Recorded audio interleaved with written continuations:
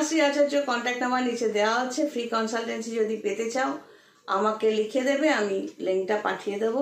এই ড্রেসটা পরে আগের ভিডিওগুলোতে বলেছি। তো আজকের সাবজেক্টটা হলো মেয়েদের নিনজা টেকনিক, এবং সেটা জ্যোতিষের ছকে বিচার। ধরো 1 কাপ চা খাওয়া নিয়ে শুরু করি। প্রথম কথা হলো, মেয়েরা ঢুকেই রান্নাঘরটাকে নিজেদের একটা ডেরা বানিয়ে ফেলে। ম্যাক্সিমামের কথা বলছি, সবার কথা বলছি না।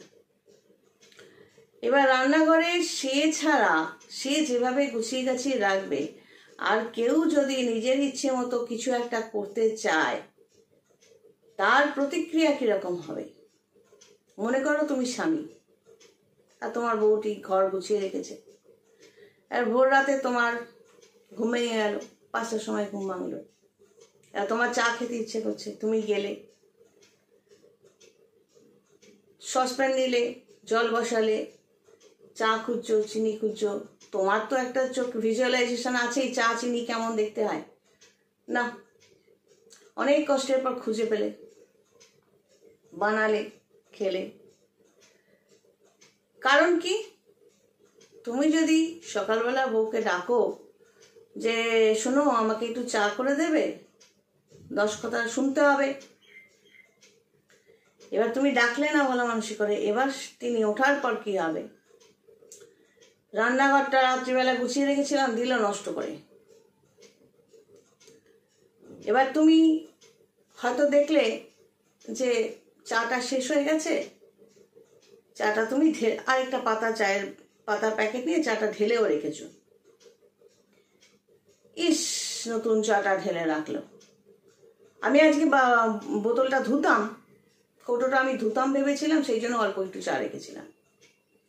এবার তুমি জিজ্ঞেস করে বসলে চিনিটা অনেক খুঁজতে হলো, চিনিটা তো যে কৌটোয় থাকে নর্মালি সেটাই ছিল না। হ্যাঁ, কি করে থাকবে, ওটায় তো আমি সার্ফের গুঁড়ো রেখেছি। এইগুলো হলো নিনজা টেকনিক। মানে আমি ছাড়া তুমি ঢুকতে পারবে না, কেউ ঢুকতে পারবে না। ঢুকলেই একটা বড়সড় সমস্যার মুখে পড়বে, এবং লাস্ট অপশনটা আসবে যে তুমি পুরো রান্নাঘরটাকে ভন্ডুল করে দিয়ে এসছো।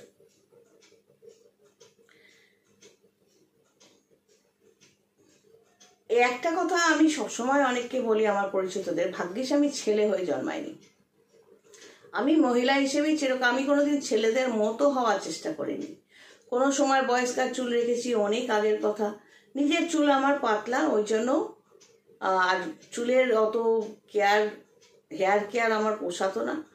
কেটে চেটে ফেলে যেভাবে চলা যায় তাই চলতাম। কিন্তু ছেলেদের মতো হব সেটা কিন্তু নয়। আমি মেয়ে হয়ে মেয়েদের জায়গা নিয়েই লড়াই করব, এবং মহিলা হিসেবে আমি গর্বিত। আই ক্যান ডু, আমার ইচ্ছে মতো আমি চলতে পেরেছি। অনেক বাধা বিপত্তি দূর করে আমি আসতে পেরেছি। তার জন্য কারো অধিকারকে আমি খর্ব করে দিতে চাইনি, কারো অধিকারকে আমি সাপ্রেসও করতে হয়নি, বা সেই চেষ্টাও করিনি। তুমি তোমার মতো, আমি আমার মতো। ভাগ্যিস আমি ছেলে হয়নি, নালে এই ধরনের বউ বা প্রেমিকা যদি আমার কপালে জুটতো, চড়থাপ্পড় তো খেতই, টাকা মেরে বেরো করে দিতাম।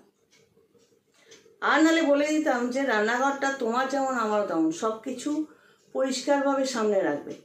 তুমি না থাকলে, মানে মোদ্দা কথা, তোমার কথার বিরুদ্ধে গেলে তুমি আমায় টাইট মারবে, 2 দিন শরীর খারাপ বলে পড়ে থাকবে, খাবার দেবে না, বা কোন কৌটোতে কি আছে, চাল ডাল কোথায় আছে সব উলট পালট করে রেখে দেবে গোছানোর নামে, যাতে তোমার অবর্তমানে আমি ঢুকে কিছু করতে না পারি, করে নিজের রান্নাঘরে নিজে খেতে না পারি। এসব নকশানো করবে না। আমি হলে এরকমই বলতাম। তো ছেলেরা তো খুব ভালো, ছেলেরা এসব বলে না।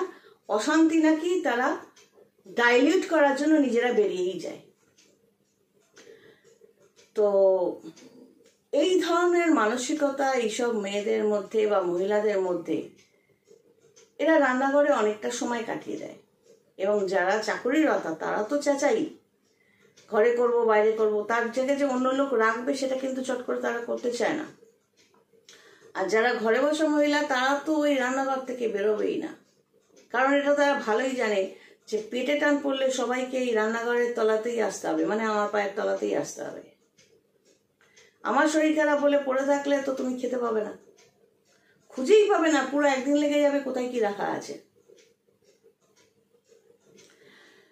তো এই মেন্টালিটিটা, এই যে নিনজা টেকনিক, এটা দেখা যায় এটা একটা পজিটিভনেস, এটা নেগেটিভ বৃহস্পতির একটা রেজাল্ট।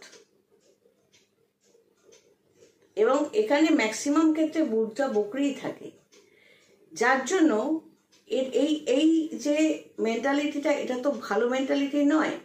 আজকে তোমার সাথে আমার রিলেশন যদি ভালো থাকে, আমি চাইবো আমি না থাকলে তুমিও কিছুটা কাজ এগিয়ে রাখো, বা তুমি না থাকলে আমিও কিছুটা কাজ এগিয়ে রাখি। কারণ স্বামী স্ত্রী হিসেবে আমরাও ছিলাম, আমাদের মধ্যে এরকম কোনো প্রবলেম ছিল না। আমার হাজব্যান্ড খুব ভালোভাবে, মানে আমরা দুজনে যখন কাজ করতাম, বেরোতাম 12টার সময় বেরিয়েতাম, তার আগে সমস্ত কিছু উনি হাতে হাতে করে একেবারে গুছিয়ে দিতেন। এবং আমি যদি বাইরে থেকেও আসছি, আমার কোনো অসুবিধা হয়নি। যেহেতু রেজিস্ট্রি ম্যারেজ, মানে পেপারে দেওয়াতে উনি অনেকের মধ্যে উনি এসেছিলেন বলে, তো সেরকম ভাবে শুধুই রেজিস্ট্রি ম্যারেজটাই হয়েছে, কোনো সেরকম অনুষ্ঠানও করিনি। অ্যাকচুয়ালি বিয়ের রেজিস্ট্রেশন হওয়ার 5-7 দিন আগেই ওনার হাতটা আমি দেখেছিলাম, যেখানে বুঝেইছিলাম যে উনি 5-6 বছরের বেশি বাঁচবেন না। তো সেখানে আমার কোনো মাথা ব্যথা ছিল না। ওই 5-6 বছরের সংসার মনে হয় 50 বছর কাটিয়েছি। সংসার ধর্ম নিয়ে আমার কোনো আর আগ্রহই নেই। আমি এখন একটু শান্তিতে নিজের কাজ নিয়ে থাকতে পারলেই ভালো থাকি। আর মৃত্যুটা তো মানুষের ওপর থেকে লিখিয়ে নিয়ে আসে, কে কখন চলে যাবে সেটা কেউ বলতে পারবে না। আমরা কানেকশন বুঝতে পারি যে এই সময়টায় বিশাল নেগেটিভ কানেকশন, যেটাকে আমরা মৃত্যুযোগ বলি। একটা মানুষের যদি অনেকগুলো নেগেটিভ কানেকশন শো করে জ্যোতিষে, তো আমরা সেটাকে মৃত্যুযোগ ধরেই নিই। তো স্পেশালি রাহু মঙ্গল শনি মঙ্গল থাকলে তো অবশ্যই ধরি, আর দশা যদি পায়। আর সেই সময় যদি দেবগুরু বৃহস্পতির সাপোর্ট না থাকে, সাপোর্টিভ পজিশন না থাকে, তো নর্মালি আমরা ওটাকে মৃত্যুই ধরে নিই। যাই হোক, তো এইভাবে দেখলাম যে মানে ওটাই বলছি যে হাজব্যান্ড ওয়াইফ মানেই যে আজকাল যে রেষারেষির ম্যাটারটা, সেটা এই যে ছক বিচার আমি অনেকের ছক বিচার করেছি, জটক বিচার, যেটা পরে বন্ধ করে দিয়েছি। কারণ ওটাতে আমার টাকাটা অবশ্যই ঢুকে, কিন্তু আমি ওটাতে কোনো সততা দেখাতে পারি না। কারণ ম্যাক্সিমাম মেয়েদের ক্ষেত্রেই বুঝতে পারি, পার্সোনালি কথা বলে, তারা ভুল জন্ম সময়গুলো দিয়েছে ওই ছেলেটার সাথে বিয়ে হওয়ানোর জন্য। তো সেক্ষেত্রে টাকাটার জন্য এক সময় জটক বিচার করতাম, টাকাটা পেতাম, কিন্তু তারপর জটক বিচার বন্ধ করে দিয়েছি। কারণ ওই ভুল ছক দিয়ে মেলানোর জন্য এটা ওটা করে দেওয়া, ওটা আমার ঠিক মনে হয়নি। তো এটা আমি বলবো, ওই জটক বিচারে না গিয়ে এই ধরনের যে পজিটিভনেস, অশান্তির সৃষ্টি, মেয়েরা শ্বশুরবাড়িতে ঢুকে ফার্স্টেই শ্বশুর শাশুড়িকে হাড়িঘাটে চড়াবে, তারপর নিজের মা বাবা ভাই বোনকে ঢুকাবে, তারপর ছেলেটির মা বাবাকে সরিয়ে তাদের দোষী প্রমাণ করে, ছেলেটির ভাই বোন সবাইকে দোষী প্রমাণ করে ছেলেটিকে একা ফেলে দিয়ে তারপর নিজেদের রাজটা চালাবে। এই পজিটিভনেসটা কিন্তু তাদের জন্য নেগেটিভ রেজাল্ট অবশ্যই আনবে, সেটা তো পরের কথা। আমি জ্যোতিষী হিসেবে জ্যোতিষের ছকে ফেলছি, এটা বৃহস্পতির নেগেটিভিটি, এটা বুধের নেগেটিভিটি। এই ধরনের মহিলারা দেখবে মুখটাকে অনেক, হাঁটাকে বড় করে এইভাবে খেতে ভালোবাসে। এইটুকু মিলিয়ে নিও। এবং এদের ম্যাক্সিমাম ক্ষেত্রে চুলের আধিক্যটা দেখা যায়, অনেকটাই চুল থাকে,